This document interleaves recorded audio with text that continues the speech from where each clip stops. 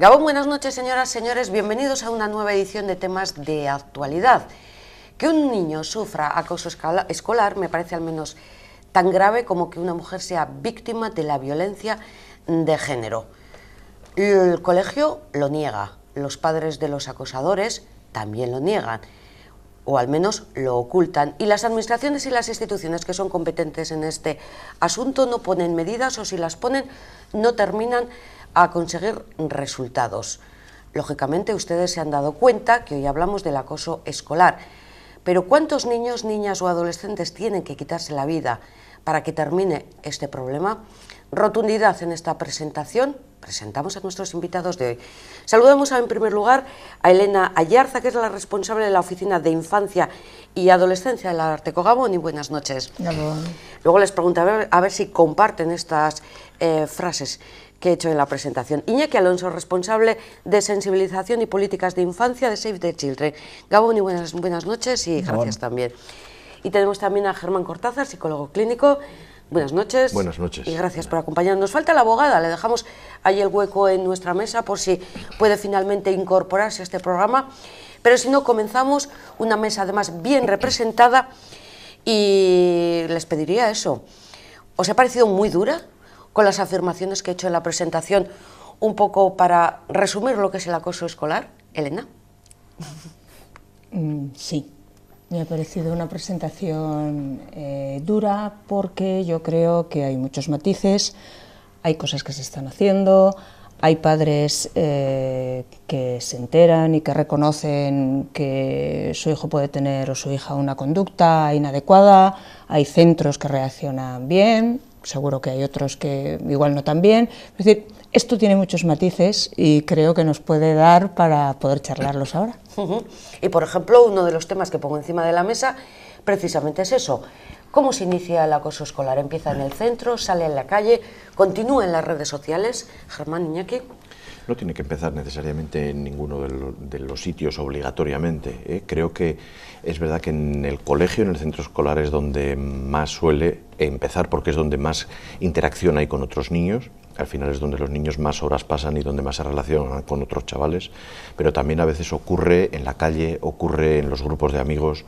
Pero bueno, estoy de acuerdo que en el centro escolar es donde más horas pasan y por lo tanto es el principal foco donde primero se debería detectar, porque es donde primero ocurre.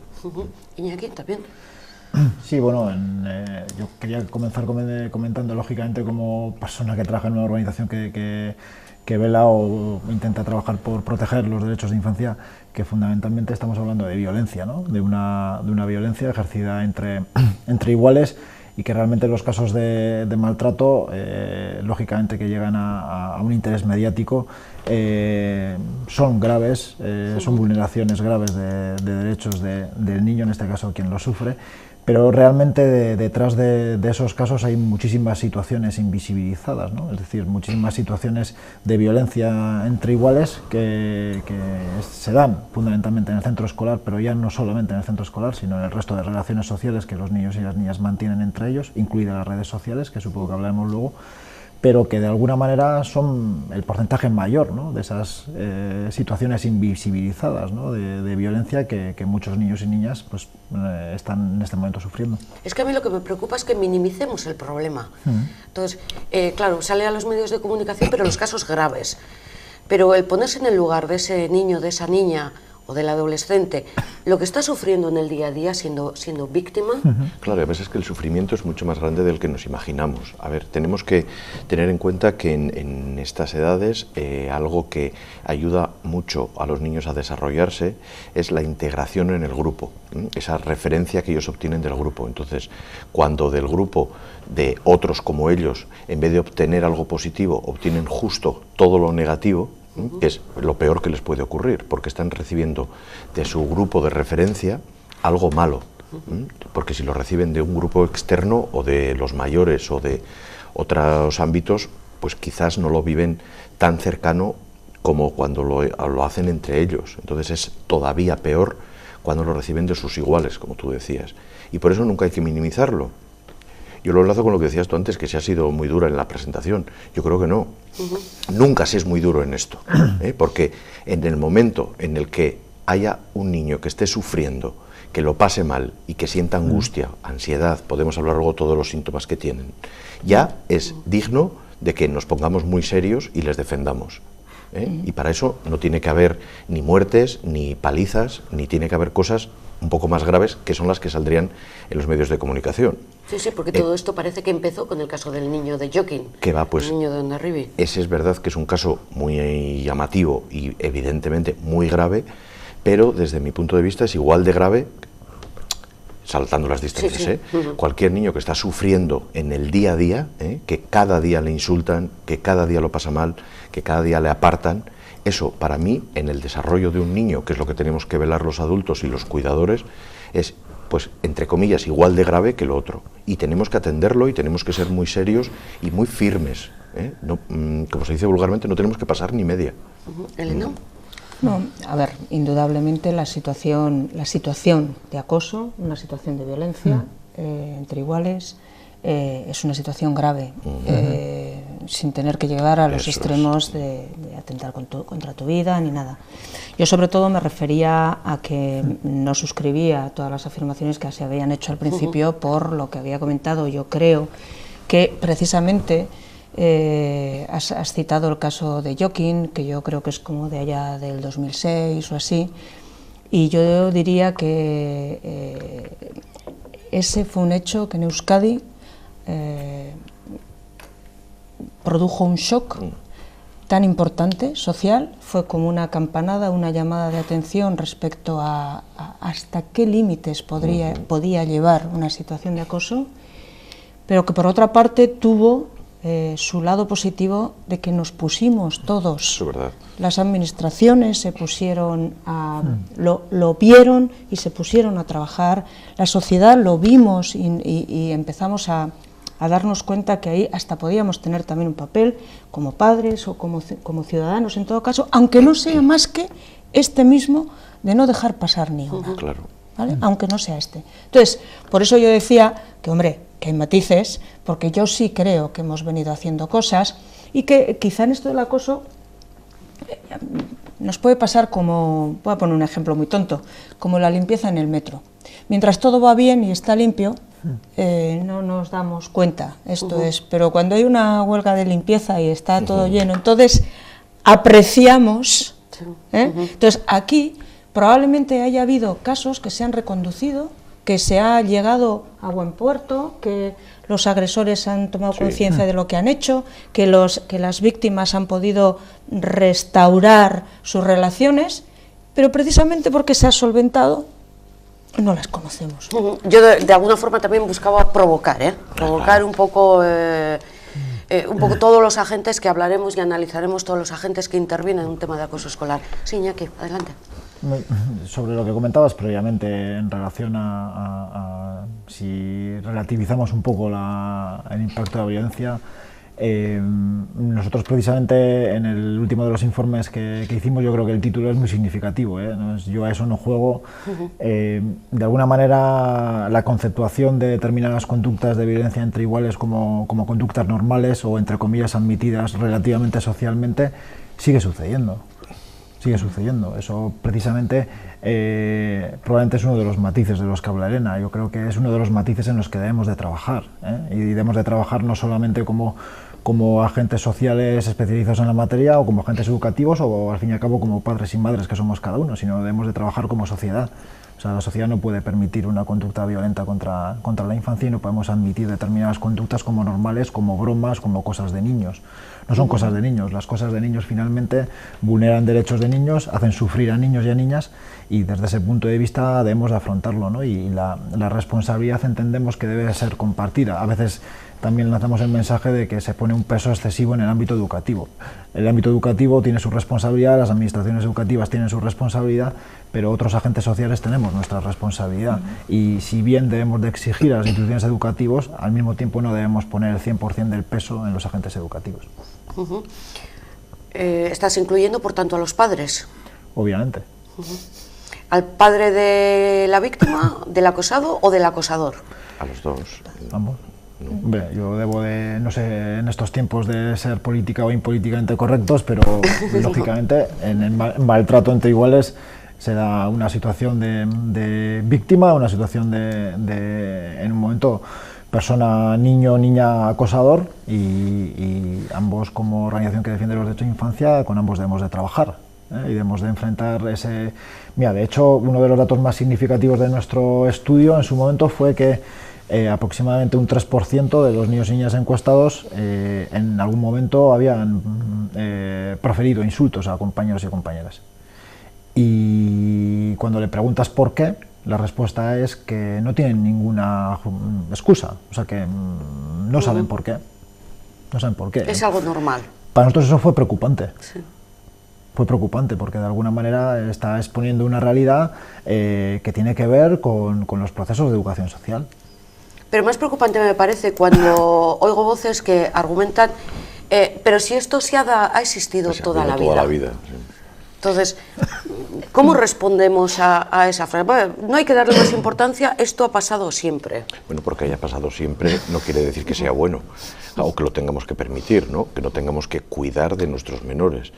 Y fíjate, uno de las mayores pegas o de las mayores dificultades que tenemos es con lo que tú nos decías, que es por parte de los padres de los acosadores, que ellos reconozcan que aquí está pasando algo o que sus hijos han hecho algo. Pero es que no lo van a reconocer. Bueno, a veces sí, ¿eh? A ver, que soy muy rotunda, en mis frases, pero quiero que... A ver, a veces sí, pero de verdad que es una de las tareas que a veces más nos cuestan, ¿no? El conseguir llegar a que los padres de los acosadores, en este caso, colaboren, ¿no? Y realmente pues pongan el punto de atención sobre sus hijos y les hagan ver que aquí está pasando algo, que eso que sus hijos hacen no es normal.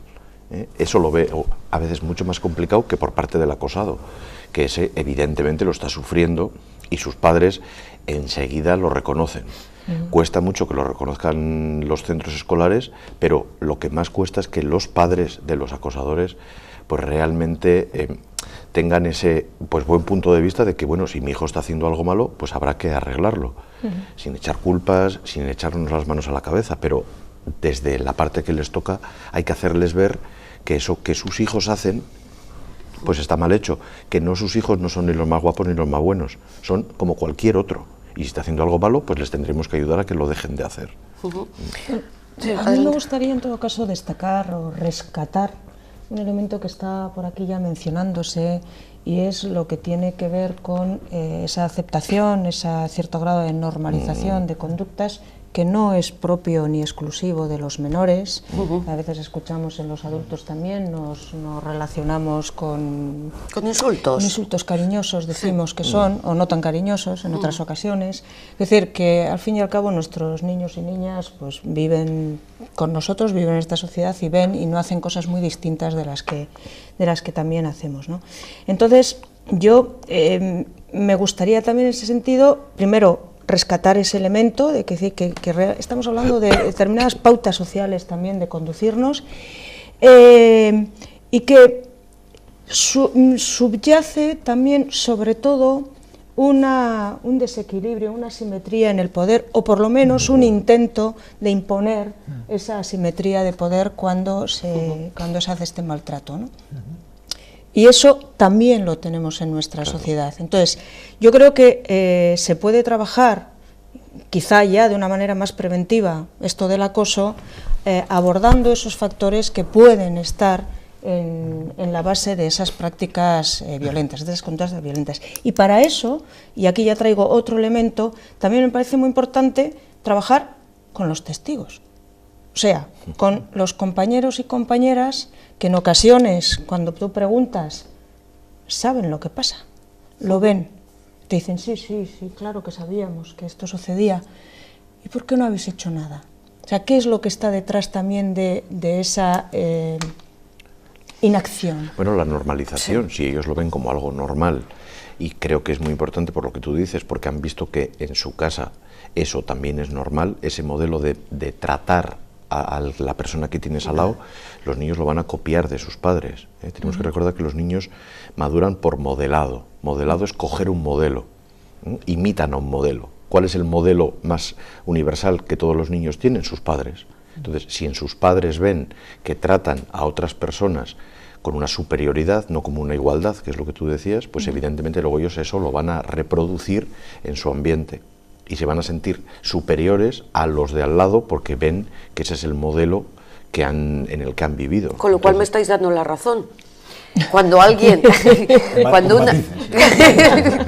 cuando un acosador, o sea, van y, digamos, el centro llama a sus padres, pues, pero ¿cómo voy a chillar a mi hijo si eso lo hago yo? Claro. Entonces nunca lo va a reconocer. Claro, es que son las distintas escalas en las que hay que trabajar en el nivel de padres, en casa, en el colegio, en los niños, pero en todos los ámbitos tenemos que hacer una gran concienciación de la parte que nos toca a cada uno. Y si estás siendo un mal modelo para tus hijos, deberás reflexionar en cómo los estás educando, con una humildad, ¿no? Que a veces nos falta esa humildad. Perdonadme, pero es que estás poniendo el caso de que los padres esos sean inteligentes.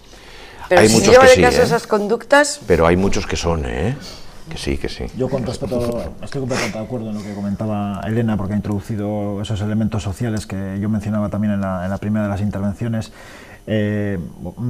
Preguntabas, ¿no?, si esto, la frase de siempre ha sucedido, no solamente es que siempre ha sucedido, es que probablemente va a seguir sucediendo. Entonces, la cuestión es cómo lo vamos a afrontar.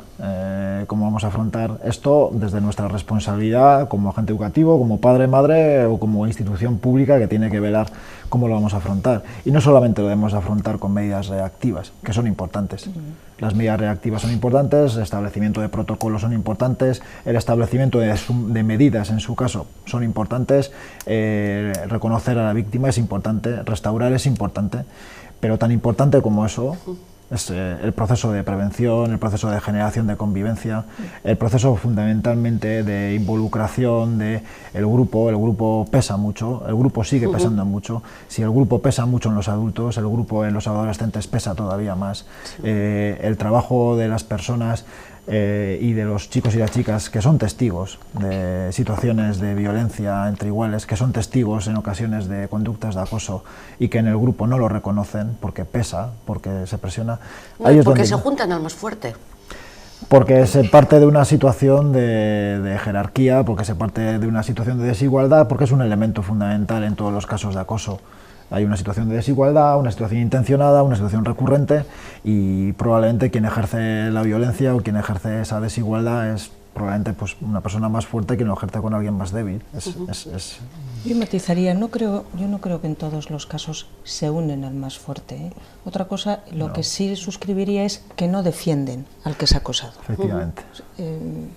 No tiene por qué ser lo mismo. Sí, lo que está claro es que al que la acosan es el más débil. O al que se le intuye como más débil. Entonces, ya hablaremos luego, la tarea que tenemos que hacer también es darles fuerza a esos débiles, para que ellos no se sientan débiles y para que los demás no les vean como el débil. La percepción de la debilidad es lo que va a hacer que a los acosadores pues fijen su atención en ellos, porque siempre se va por el más débil. Y el último de los elementos era el tema de la normalización de determinadas cuestiones relacionadas con violencia. Es decir, en el informe también salía que casi uno de cada tres, uno de cada cuatro, entre uno de cada tres, uno de cada cuatro habían sufrido insultos. Y se asumía como normal, ¿no? Es decir, en la relación, el recibir... Y en nuestra sociedad como tal se ve como normal, pues bueno, ha recibido un insulto, bueno, tampoco es tan grave. Es que sí, el maltrato verbal yo creo que tendemos a ese sí que lo minimizamos mucho. Exacto. Sin embargo, también en el estudio de SAFE y también en el propio que el Departamento de Educación ha venido realizando a lo largo de varios años, la forma de maltrato entre iguales más frecuente, la más frecuente, es el insulto, es la agresión verbal. Sí, y además el sufrimiento que eso provoca. Mira, yo ayer mismo vi a dos chavales, son gemelos, que les insultan todos los días.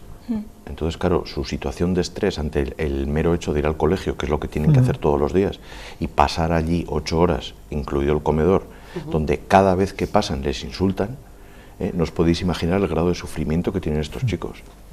Es espectacular. Y nadie les ha pegado, ni nadie les ha puesto la zancadilla, ni nadie les ha roto lo que más les gusta.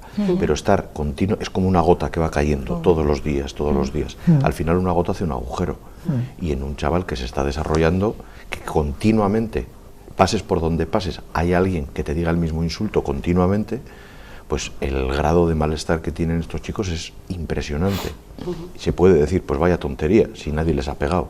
Pues de tontería nada. porque nos los estamos cargando Sí.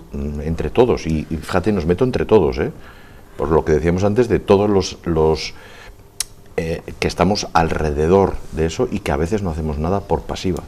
Utilicemos un poquito ese ejemplo, pues un chaval que entiendo que ya va a un psicólogo porque sus padres o el chaval, no sé si este será el proceso lógico, lo ha hablado ya con sus padres que está siendo víctima de este acoso, o los padres han notado algo, Sí. o entonces han tomado medidas, pero han ido al colegio a decir, esta situación está pasando, ¿cuál es la respuesta que ha recibido por parte de profesores, tutores, dirección del centro?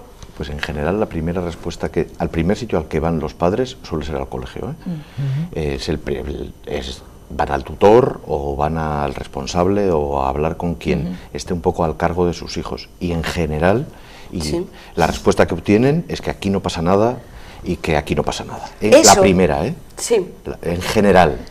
Y cualquier persona que experiencia. tenga este caso, un caso personal, un caso de estos, dirá, efectivamente, o sea, yo he ido al centro y encima casi me han tachado de que mi niño... es un exagerado. Eso es. O es muy débil. niño. A veces lo que se les dice es que tu hijo es muy débil y tolera muy mal la frustración, ¿no? Y dice, bueno, porque no estamos hablando de eso. Estamos hablando de que le están continuamente machacando. Luego, es verdad que los colegios reaccionan, pero yo desde mi experiencia, la primera es que aquí no pasa nada. Hasta que no ven que todo se moviliza, por eso creo que hay que ser muy firme, y luego ya sí que empiezan a actuar los protocolos y luego ya todo entra en un engranaje que es bastante bueno. Protocolos que, por cierto, si empiezan, luego no terminan, porque Bueno. en la mayoría de los casos eso se queda en que no hay pruebas, porque es muy difícil Es muy probar. difícil. No, pero parte del protocolo existe precisamente, la primera Para fase eso, es para observar terminar eso, y eso. es tomar nota, constatar qué, dónde, cuándo y Claro. cómo se produce. Entonces, yo es que no suscribiría ni la primera parte de que la mayoría de los colegios lo primero que hacen es negar. De nuestra experiencia es que ciertamente hay de todo, hay de algunos todo. que lo niegan en la primera, en la segunda, en la tercera En la última. y en la última. Y hay otros que desde un primer momento se ponen a la tarea, que puede depender también de una mayor o menor sensibilidad del educador o la educadora de esa clase, del orientador o la orientadora, en fin, de la persona con la que hayas dado. Pues podría ser, pero en todo caso yo sí diría que este protocolo que existe, en la medida que si aquí no te responden, tú puedes ir a otro sitio y puedes ir a delegación o puedes ir a inspección y volver a plantear lo mismo, y además diciendo que es que en el centro, cuando lo he planteado, no me han hecho caso, y ahí interviene tal cual. Entonces, el centro no ha hecho caso, vale, ya va a ir el inspector o la inspectora al centro y va a decir, vamos a abrir el protocolo. Y la primera parte de ese protocolo consiste en ver qué está pasando. Pero fíjate, hay una cosa que no quiero que se me olvide. En ese observar hay algo que en el primer momento es muy complicado, porque los acosadores ya se ocupan de hacer lo que hacen cuando nadie les ve. Esto ocurre en el área del patio donde el cuidador no mira, o en los baños donde nadie mira, o al pasar y que nadie te vea. Entonces la primera observación es muy complicada porque ya se ocupan ellos de que nadie les vea. Una vez que ya todo está activado, luego ya podemos mirar bien, pero hasta entonces, a veces la negación, que yo creo que ocurre muchas veces, otras no, es precisamente porque no se ve, y niegan lo que no han visto, pero claro, es que ya se han encargado ellos de que no se vea. Me corregís si me equivoco, ¿no? Pero quiero, en primer lugar, destacar que tal y como está la legislación en Euskadi en este momento, existe una obligación para los centros escolares de disponer de un protocolo y de disponer también de un observatorio de convivencia y de un plan de convivencia, independientemente de que en la práctica se dé o no se dé, esa es otra historia. En segundo lugar, también quería destacar que a instancia de los padres, del alumno o alumna en su caso, se debe de activar el protocolo para iniciar esa primera fase de observación. Y quería destacar también el hecho de que la casuística, como en el caso de tener o no tener observatorio, o tener o no tener plan, es muy diversa, la reacción ante estos casos, lógicamente, también es diversa en los centros educativos. Existen centros educativos que y digámoslo yo creo que con las palabras exactas, que por mantener un cierto nivel de reputación académica huyen de este tipo de problemáticas y de admitirlas. La niegan. Y otros centros educativos que desde el primer momento hasta el último ponen en el centro del proceso al niño y a la niña que han sufrido esta vulneración de los derechos, que finalmente es lo más importante. Yo creo que el error en ocasiones es perder el foco. El foco es un niño o una niña que ha sufrido una violencia ejercida sobre él o ella y que ha sufrido una vulneración de sus derechos. Si reaccionamos por exigencias del guión, mal. Es que lo que hay que atender es a su sufrimiento. Todo lo demás, quizás yo desde el punto de vista que me encargo de cuidar de su estabilidad emocional, a mí lo que más me importa es que están sufriendo. Y a mí no me importan ni los rankings de los colegios, ni si vas a quedar bien o vas a quedar mal. Este niño está sufriendo y eso es suficientemente grave como para que todos echemos a andar la maquinaria. ¿Y si cambiáramos nuestra forma de pensar que la reputación del colegio también tiene que ver con cómo trata a sus niños y cómo atiende esas cosas? Ya, pero eso es mucho más complicado. Eso. No, me refiero, sí, ¿no? Te entiendo, ¿Eso tiene valor sí. social? O sea, a que yo voy a mandar a mi hijo o a mi hija a un colegio porque sé que tienen toda una serie de medidas preventivas, es decir, que trabajan fundamentalmente la convivencia, que trabajan desde unas claves de tolerancia cero a la discriminación o a la falta de respeto entre unos y otros. O sea, mi elección a la hora de mandar al centro creo que va por ahí. No. Y por lo tanto cobra valor ese centro porque trabaja bien eso. No, pero ¿sabes por qué? Valores sociales. Pero quizás ese centro cobre valor porque no tiene ningún caso de esos. O al menos no sale a la luz pública. Ahí quería yo llegar. Eso, quizás no lo tiene porque lo han tapado o porque lo han negado. Entonces hay que mirar otras cosas, no solo su nivel de casos de este tipo que ha habido, que igual no es real, porque si los han negado y los han noviado y los han apartado, eso no es que no haya, es que no los han atendido. Pero ningún... Puede que sí o puede que no. Puede que no, claro. Pero ningún centro educativo, ningún club deportivo, ningún espacio extraescolar donde niños y niñas conviven está libre de tener un conflicto de convivencia, ni está libre en su defecto de tener un caso concreto de acoso grave. Ahora bien, la elección está en la manera de afrontar esa situación desde una posición reactiva, por un lado, de cómo reacciono a eso, y por otro lado de cómo yo enfoco las relaciones de convivencia dentro de mi centro educativo, dentro de mi club o dentro de mi escuela de tiempo libre. Pero ahí estamos hablando de la figura del profesor o del tutor, que en realidad en un centro están más preocupados por el tema académico que por el resto.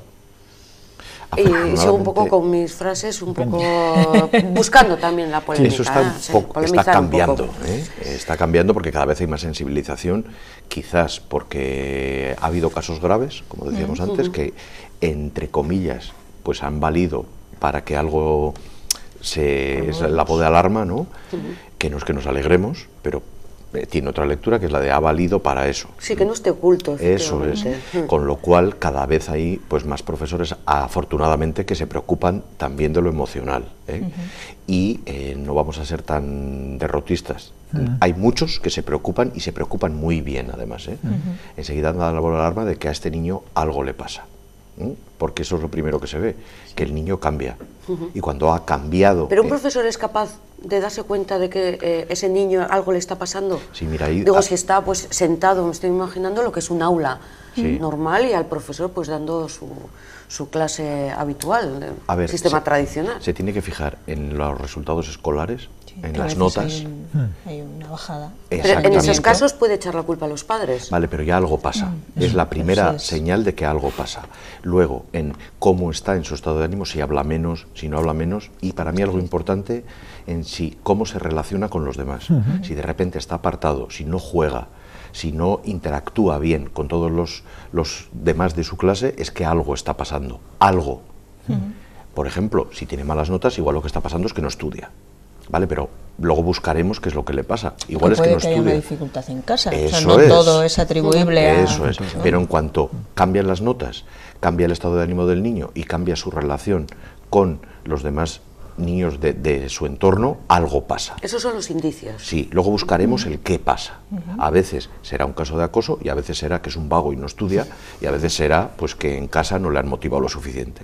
Pero algo está pasando, esas son las voces de alarma que tenemos que estar todos pendientes y cuando algo ocurre, pues buscar. Y luego ya veremos lo que encontramos, pero cuando a un niño le pasa eso es que algo le pasa. ¿Y ahí es cuando supuestamente se pone en marcha el protocolo? Todavía no. Bueno, a ver, puede ponerse en marcha. Puede haber un profesor, una profesora que nota algo. Eso es. En principio tiene sus herramientas más cercanas, más cotidianas, intenta indagar, tiene una relación cercana con los alumnos, pueden preguntar, incluso puede preguntar a la familia. Eso es. Por si, sí, puede haber un niño que está triste, haber un proceso de enfermedad grave en su casa que explique que esté más apagado, más no sé qué. Una separación de los padres. Una separación de los padres, elementos que pueden ser duros a la hora de digerir desde la perspectiva del crío. Pero bueno, ahí hay una relación que habitualmente el centro mantiene con los padres, lo mismo que te llaman para darte las notas o para decirte que todo va bien, pues también te pueden llamar, ¿no? Entonces, pero si se viera que ese indicio o que esos elementos pueden ir apuntando a algo, sí puede abrir el protocolo. Claro. Puede comunicar en lo que es la dirección del centro y abrirse un periodo de constatación de qué está pasando. Eso es. Y si no, insisto, tiene más vías para hacerlo, la familia. Que serían las que estabas citando antes, ¿no? Acudir a inspección o incluso a fiscalía, o ya es de ir demasiado lejos. Fiscalía de menores. Yo empezaría primero por inspección y por educación. Y llamar al departamento de educación y que todo esto se active. ¿Qué fiscalía va a llamar a inspección? Sí, claro. Pues va a decir, investigue. Eso es. Claro. Indague. ¿Y por qué, siguiendo un poquito con los agentes, el acosado suele ser el que tiene que salir del centro? Normalmente es lo que estamos escuchando y un poco leyendo cómo se están desarrollando las últimas denuncias, no solamente en Euskadi, de niños y niñas acosadas, es que al final le recomiendan, cambia al niño o a la niña de centro, llévatelo, aunque muchas veces tampoco termina ahí el problema, porque hablamos que sale a la calle y sale a las redes sociales. Y sigue lo mismo. A ver, eso si ocurre así, para mí es quitarse el bulto de encima, es quitarse el problema. Es decir, llévate al niño de aquí y se acabó el problema. Pero es por parte, en ese caso, del centro, que no está asumiendo su responsabilidad. No pasa, yo creo que no pasa tanto eso, de verdad que no. Yo también. ¿Y qué es lo que está pasando entonces? ¿Que el acosador se le manda a casa como castigo? A ver, porque el acosado tiene la sensación de que, aunque lo denuncie a sus padres o al centro, no se toman medidas, sigue un poquito siendo la víctima. Bueno, a veces yo creo que sí se toman medidas, ¿no? O sea, por no ser muy legalista, ¿no? Pero el decreto de derechos y deberes escolares del 2008 que rige el tema de la convivencia en centros escolares y tal, pues hay una serie de conductas que se tipifican como graves, conductas muy graves, que tienen una implicación para el chico o la chica que en este caso haya cometido una conducta violenta o agresiva contra otros, que normalmente pues es una expulsión a casa o lo que fuera, ¿no? Que lo que ocurre, que es lo que estamos hablando en las intervenciones precedentes, al final no se trata del tema reactivo, o no se trata solamente del castigo, entre comillas, o de ser punitivo con quien comete una conducta violenta en un momento determinado, sino sobre todo con el tema de la restauración de la víctima, en este caso del chico o la chica que ha sufrido la conducta violenta, del tema de la comunicación entre el centro educativo, los aitas. O sea, hay muchas veces que los problemas de comunicación, y no solamente en el ámbito de situaciones de acoso, ¿no? Sino los problemas de comunicación entre aitas y amas y los centros educativos, que cada vez son más grandes y más evidentes en un poco en esa interrelación, hay veces que ahí se generan dificultades, ¿no? Se generan dificultades y es un ámbito que para nosotros como organización pues es preocupante, porque se pueden ir por esas pequeñas grietas determinadas cuestiones que se invisibilizan o no se evidencian precisamente por esa falta de comunicación entre los indicios que una parte ve, otra parte ve, y bueno, pues por ahí a veces van los tiros también. Yo de hecho añadiría a lo que comentaba Iñaki, no sé, lo formularía como la pérdida de confianza de la familia en el centro, ¿no? O sea, cuando... Entonces, no es tanto, yo los casos que conozco más de cerca o que he podido observar, que hemos podido observar más, puede haber incluso un establecimiento de unas medidas que no supongan para nada, porque eso sí está muy claro que sería volver a castigar a la víctima el sacarla del centro como tal, ¿no? Entonces, se procuran otras medidas que son, tienen una gradación diferente, Sí. vale, pero es que lo que realmente pasa, sobre todo cuando ha sido difícil el reconocimiento por parte del centro de que existe acoso o que no acoso, es que se acaba rompiendo la confianza que esa familia tenía en ese centro educativo. Y al final dice, es que, si es que voy a estar mejor, voy a estar más tranquila, voy a confiar más en lo que esté sucediendo si va a otro sitio. Ya, pero él no tiene que pensar en él, tiene que pensar en el niño. Y el niño Tiene sí que que es verdad. tiene que empezar de cero en otro sitio. Y es verdad que el niño lo va a vivir como un castigo, ¿eh? Eso Porque es. al niño le sacan de su ambiente, de sus amigos, de su clase, de sus profesores, lo va a vivir como un castigo. Y para mí, ¿qué falta ahí en lo que estábamos diciendo? De qué hay que hacer. Lo que hay que hacer es reeducar al acosador. Es decir, enseñarle valores de asertividad, de comprender los sentimientos de los demás, de igualdad, ¿no? Entonces, además de todo eso, lo que hay que hacer es hacer ciertos, pues, cosas grupales que a mí me parecen muy Yo interesantes. insistiría mucho en trabajar con el Eso, grupo clase. el grupo de clase, se hacen muchas técnicas de grupo en las cuales se les hace ponerse en el otro lado, que ellos se pongan en el otro lado a ver cómo se sentirían, enfrentarse a sentimientos negativos, a sentimientos de exclusión, a los acosadores. A ver si así poco a poco les vamos reeducando en emociones positivas. ¿Y eso se hace? En muchos de los en algunos casos, ¿no?, que hemos tenido pues seguimiento, conocimiento, el tema del grupo, insistimos, que es fundamental, es decir, porque además tiene mucho que ver con el sentido común, ¿no? Cualquier persona adulta o cualquiera de nosotros que en el grupo, en la cuadrilla, comete una conducta que va a ser rechazada por el resto del grupo, no la va a hacer. Claro. No la va a hacer. Cualquier conducta que es reforzada por el resto del grupo va a continuar haciéndola, o cualquier conducta que resulte gratuita, porque nadie comenta nada o nadie hace cualquier tipo de intervención para decir, muchachos, estamos aquí haciendo algo que no debemos hacer porque hay una persona que está sufriendo. Desde ese punto de vista, el valor del grupo a nosotros es fundamental y claro, en mucha gente adolescente, y hablábamos de que si en gente adulta normalmente el grupo a veces no interviene, en el caso de los jóvenes tampoco. Un chico o una chica que comete una conducta violenta contra un compañero o compañera y no recibe recriminación por parte del grupo, pues va a continuar haciéndola, porque además no solamente eso, sino que se va a sentir más fuerte. Y sobre todo en esas edades en las cuales la integración y la aceptación por el grupo es tan importante, porque es verdad que en los mayores nos es muy importante, pero en esos procesos de desarrollo madurativo, en la infancia y en la adolescencia, la integración en el grupo juega un papel tan fundamental que lo tenemos que utilizar precisamente para lo contrario, para ayudar a que todo esto se corrija. Es decir, si el grupo para ellos es tan importante, vamos a utilizar al grupo para que ayude a ir hacia lo positivo. Vamos a aprovecharnos de esa característica que tienen esas edades, que es la aceptación del grupo, para transmitirle ciertos valores positivos que son los que queremos fortalecer en ellos. Entonces nos tenemos que aprovechar del grupo. Estáis hablando un poquito todo el rato del grupo, o sea, hablemos de ellos como los compañeros, Sí. compañeros del acosado, que también los tendrá, y compañeros del acosador. Sí. Pero El son los acosador, mismos. bueno, sí, Todas en clase. pero le ríen la gracia al acosador y le aíslan al acosado, ¿o cuál es un poco la actitud? Depende. ¿Y cuál debería ser la actitud de los compañeros? La de apoyo, a ver, lo que está claro es que lo que los acosados se sienten es indefensos.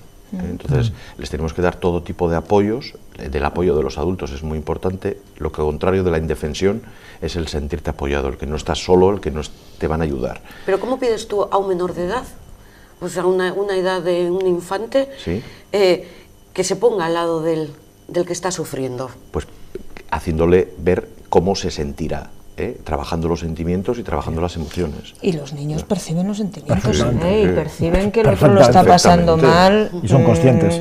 Perciben que el otro está pasando mal. Igual no le saben poner la etiqueta a una emoción, Vale. pero saben que esa persona... O igual lo que no saben es reaccionar. Bueno, por eso les tenemos que enseñar. Claro. Y para eso estamos los que nos ocupamos, cada uno en nuestra parcela, de ayudarles a que se ayuden a sentir, a reconocer los sentimientos, no solo los propios, sino también los ajenos. Incluso no actúo porque temo que ese luego se meta Repercusión, conmigo. claro. No le río las gracias, pero tampoco me atrevo a apoyar, a acompañar, a ponerme claramente de parte de aquel que está siendo machacado. No me Entonces, posiciono. no me posiciono. Lo que hago es, como suelen decir los jóvenes, me pongo de perfil para que no... Claro. Para no ser yo la víctima. No vaya a ser Eso es. que me caigan a mí. O sea, es el mismo rol que el de los mayores. Sí, Sin duda, porque lo aprenden de la sociedad en la que viven. O sea, Tú no te metas ahí, o sea, que no va contigo. Eso, tú no te metas, no vaya a ser. Eso lo hacemos todos. Claro.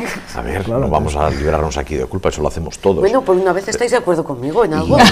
Está bien. Igual estamos más de lo que te crees. Seguro que sí. Seguro No, que pero sí. teníamos ayer una jornada sobre violencia contra la infancia y se habla de medios de comunicación y cómo abordan la violencia.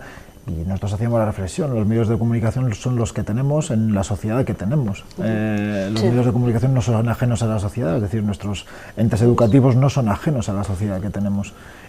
Luego se reproducen determinados roles y eso es súper evidente. Hay casos de los muchachos y muchachas del aula con el chico o la chica que está siendo acosado en privado en un momento determinado, coincides en el baño, coincides en otro lado, hablas, venga, tranquilo, no pasa nada, jo, me da pena, yo qué sé, este tipo de comentarios que a los 5 minutos, cuando se está produciendo una conducta violenta en el grupo, esta persona está de perfil. Esta persona está de perfil. Y eso, los que estamos en esta mesa, lo hemos vivido en nuestro ámbito laboral, en nuestro ámbito personal y en nuestro ámbito familiar. Luego lo hemos aprendido. ¿Sabes? Yo creo que eso es fundamental que lo tengamos en cuenta para que todo el abordaje que se produzca se haga desde una perspectiva social, de una perspectiva de cómo aborda nuestra sociedad el tema de la violencia y cómo reaccionamos ante ella. ¿Y cómo solventamos los conflictos? Nuestros conflictos, sin duda. Es que de la misma forma, por ejemplo, que hay educación física en un colegio, existe alguna, no asignatura, pero algunas horas que se dediquen a valorar este tipo de comportamientos. No hablo solamente de esto, citaba también el tema de la violencia de género, por ejemplo. Sí, y hay algunas, se llaman tutorías, las horas de tutoría en las cuales se supone que se debería trabajar todo esto. Y digo se supone porque a veces yo creo que no se hace el suficiente hincapié en todo lo emocional que se debería. A veces hay pues muchas personas que solo se preocupan de lo puramente académico, de aprenderse las capitales de África, que a todos se nos han olvidado. Sí, y la raíz cuadrada. Bueno, pues eso, y para mí eso no es tan importante como enseñar este tipo de valores emocionales a los chavales, que son a lo que tenemos que cuidar y lo que tenemos que crear.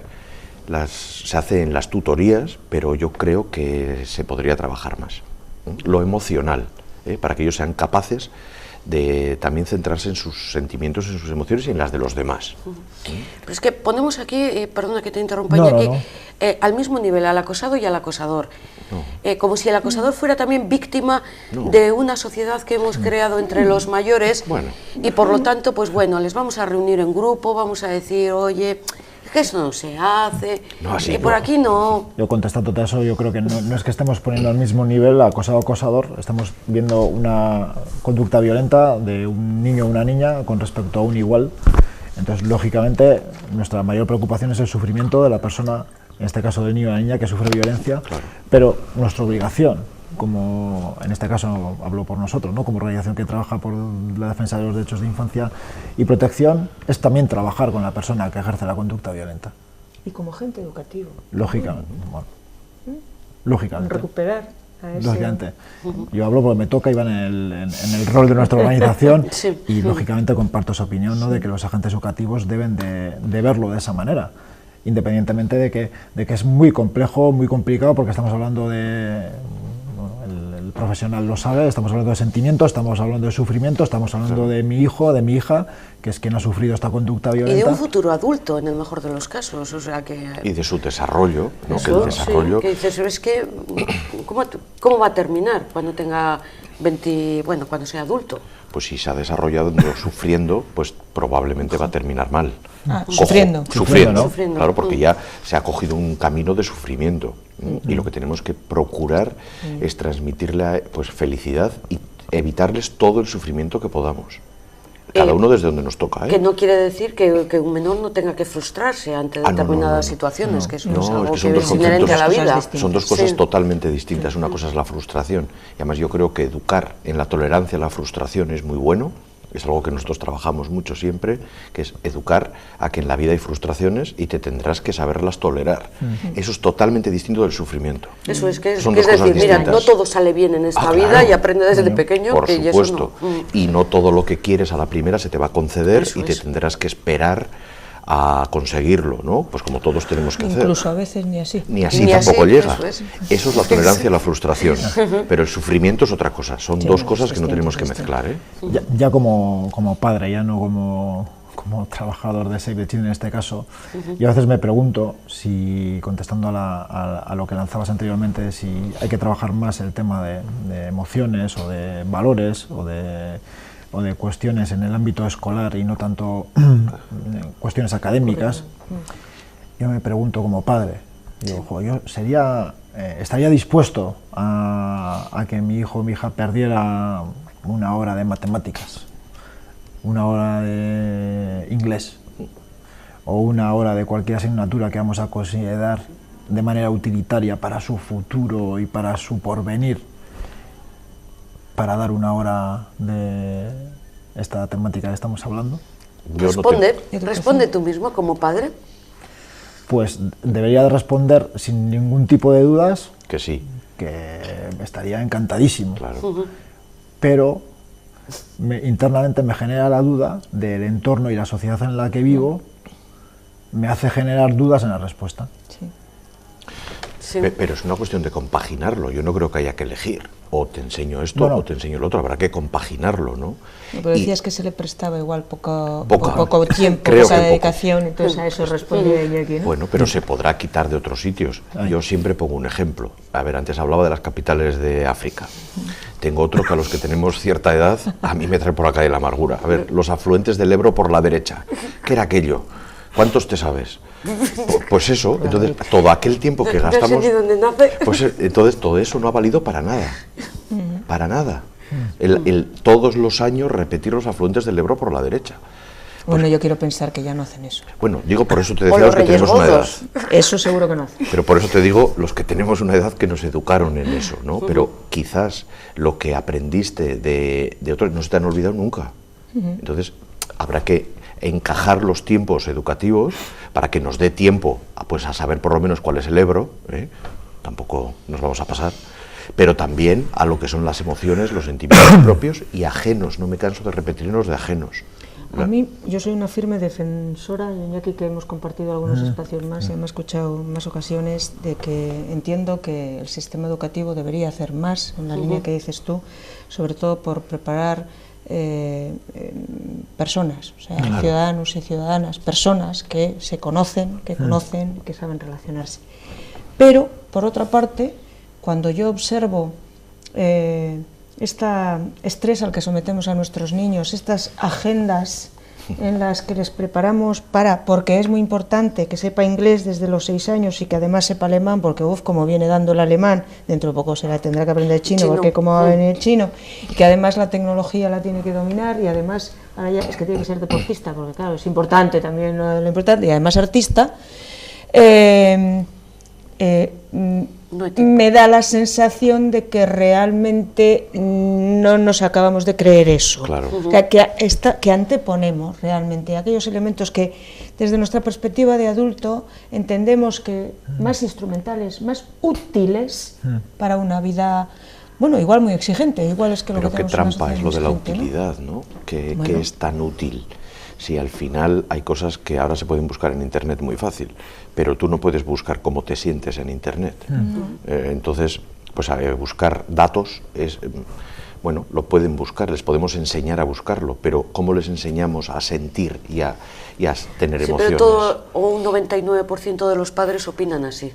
Sí, pero fíjate. El inglés es indispensable, bueno, y además haz los deberes. Yo desde mi experiencia eso es algo que hay muchos padres que me preguntan, ¿no? Bueno, este niño va a todas estas actividades extraescolares y yo le digo, venga, contadme cómo es su horario diario. Y mi pregunta siempre es, a ver, ¿este niño cuándo juega? ¿Cuándo juega? Cuando, O porque cuando no les se da tiempo. aburre. O cuando se aburre, claro. Porque digo que el aprendizaje del aburrimiento, de lo que tiene que ver Totalmente. contigo mismo, con cómo estoy, cómo me siento, es un buen aprendizaje. Pero No no hay quiero- tiempo. No hay, Bueno, eso no hay que tiempo y nos- además no quiero derivar un poquito porque ha salido al principio el tema de cuando el acoso se traslada fuera del entorno educativo y se traslada a las redes sociales. Son una pequeña aproximación a qué es más peligroso aún. Porque supuestamente dentro del centro, pues bueno, puede haber o no un control, pero ya cuando sale a la calle, está en el barrio, o cuando el WhatsApp, el Twitter y demás se mete por medio, ya eso ya creo que no hay quien lo controle, ¿no, Iñaki? Bueno, lo que de alguna manera, es decir, eso partiendo de lo que comentabais anteriormente, o lo que has comentado tú en concreto, ¿no? De que, bueno, esto siempre ha pasado. Digamos que cuando nosotros estábamos en el ámbito escolar, pues había situaciones que las puedes definir strictus sensu en este momento, pues como situaciones de violencia, como las que ocurren ahora, pero pues en aquel momento, debido al desarrollo social y debido a la sociedad que teníamos, pues no se prolongaban en el tiempo, salvo que tuvieras un nexo común con algún compañero o compañera que te agobiaba y que estuviera en el mismo equipo de fútbol que tú, ¿no? Luego volvías otra vez, tal. En este momento, digamos que eso se estira, ¿no? Eso se estira y prácticamente conviven en ocasiones niños y niñas con 24 horas constantes de acoso y con 24 horas constantes de siendo sometidos a situaciones violentas, sea psicológica, verbal o físicamente, que es muy importante destacar. Es decir, a veces el acoso tiene un elemento físico, a veces tiene un elemento psicológico y a veces tiene un elemento moral. Entonces, desde este punto de vista, lo que las redes sociales están provocando y sobre todo teniendo en cuenta que ahora los chicos y las chicas, para ellos la red social o las conversaciones vía tecnologías de la comunicación es vital. Es decir, de alguna manera se ha convertido en algo relacional para los chicos y las chicas jóvenes. Estar fuera de las redes sociales es estar fuera del mundo. Estar fuera de los grupos es estar fuera de la realidad. Estar fuera de cualquier grupo de WhatsApp para ellos es estar fuera de las relaciones sociales. Sí, pero ser el punching ball de ese grupo... A ver, ya no solo que activamente te hagan algo, también por pasiva. Estaba pensando con lo que tú decías, la exclusión. Sin duda. Eso es. Ese es el maltrato Por entre ejemplo, iguales. no os, Maltrato entre iguales. podéis imaginar lo que puede suponer, que yo lo he visto hace 15 días, para un chaval, bueno, tendrá 14 años, que le han sacado de un grupo de WhatsApp. La reacción emocional ha sido impresionante. O sea, él se ha sentido totalmente apartado. Pues me parece más difícil luchar contra eso, fíjate. Bueno, es que es muy complicado y nos tendremos nosotros también que adaptar a eso, a Porque cómo eso, tratar eso, ¿no? ¿Cómo lo defines? Porque no es violencia... Es psicológica. Violencia entre pero iguales. la exclusión, La exclusión. está claramente definida como un maltrato entre iguales. Sí, Claro, sí, y la sí, exclusión es que te La excluyan. física y en Eso. este caso, pues ahora de las redes. Eso es. A ver, es igual de exclusión que no te dejen jugar con el balón en el patio del colegio, como que de repente un día estés en tu casa con el WhatsApp y te han ponga, sacado. Claro. Germán ha sido excluido de este grupo. Y eso es terrible. Porque lo hace alguien que tiene una situación de poder con Sí, respecto claro, a ti, eso es. porque yo te puedo excluir, es recurrente y además es intencionado. Claro. O sea, maltrato. Sí, Maltrato, lo es, busca sí, lo hacer es. daño, busca hacer un daño. Pero claro, ¿qué le aconsejas? ¿Hay que aconsejas? ¿Búscate otro grupo? ¿O qué? Hombre, pues yo el consejo no diferiría mucho del que le dabas cuando te marginan también en el patio. Claro. ¿no? Ahora, lo que pasa, no creo yo que el consejo a la víctima que ha quedado excluida tenga muchos efectos, o sea, realmente sea eficaz respecto a Es que resolver. el primer consejo, más que consejo, lo que hay que hacer es sujetarles emocionalmente. Es decir, que ellos sepan que realmente les estás entendiendo y les estás apoyando emocionalmente, que no se sienta solo en su dolor. No vale decir algo parecido a, pues vaya tontería, eso es una tontería, va, no le des importancia. Búscate otros. Pues no, porque entonces él va a sentir que no lo estás entendiendo y no lo estás apoyando. Es fundamental ofrecerles el apoyo y recoger su dolor, para que ellos sientan que realmente ese dolor no cae en saco roto y tienen en ti un apoyo. Pero estamos ya entrando en psicología, quiero decir, Claro. no se puede recurrir Pero es que aquí me has a los pregunta- agentes has que preguntado al intervienen. psicólogo. Sí, verdad, pues ahora lo pregunto también, pues no sé, a educadores. Psicóloga. Sí. Yo te aviso. Lo quiero decir, es que lo veo muy difícil, muy Sí, lo difícil. es, O sea, sí lo es. en un entorno escolar dices, bueno, pues Aquí busco a todos los agentes que intervienen, o todas las instituciones, Pero o tampoco, servicios sociales. Bueno, no sé si tampoco es... Yo me he criado, me he criado en un pueblo más bien pequeño, y esto del acoso escolar, pues también habría mucho que decir. El acoso era en todas partes. Lo que pasa que esas todas partes eran, bueno, pues la campa de al lado de la escuela, la plaza, las calles y también el centro, ¿vale? Yo creo que lo que aportan las redes, sobre todo, es esa amplificación tan potente, o sea, toda la potencia que tienen de, en un pequeño espacio de tiempo, romper todas las fronteras, o sea, las fronteras de los ámbitos. Ya no importa si es el ámbito escolar o el ámbito familiar, entra hasta el ámbito familiar, entra al ámbito del ocio, porque las redes están ahí. Entonces, ciertamente es una nueva tecnología en la que nosotros, los adultos y las adultas, también somos nuevos. Es decir, que tendremos que irle tomando el pulso y viendo los malos usos que a través de ese instrumento, de esa tecnología, se están haciendo, cómo los vamos abordando. Claro. Pero lo que yo en todo caso también recuperaría que lo que está debajo es la misma intencionalidad del físico, o sea, del maltrato físico y del maltrato presencial y del maltrato en la escuela. En realidad es lo mismo, pero adaptado al siglo XXI. ¿Cómo podemos adaptar lo que es un maltrato o un acoso entre niños, que es diferente que entre niñas? Pero bueno.